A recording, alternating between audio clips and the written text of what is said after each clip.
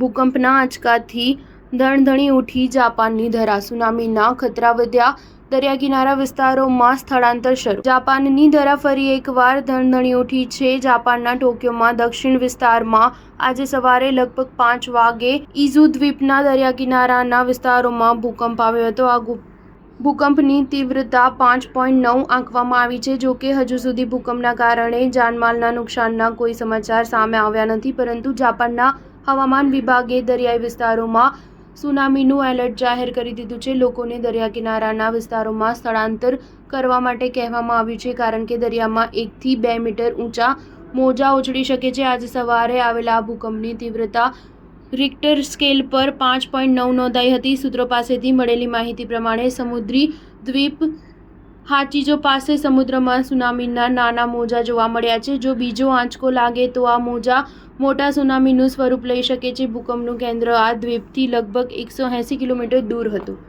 Star news 7 હંમેશા સચ્ચાઈની સાથે.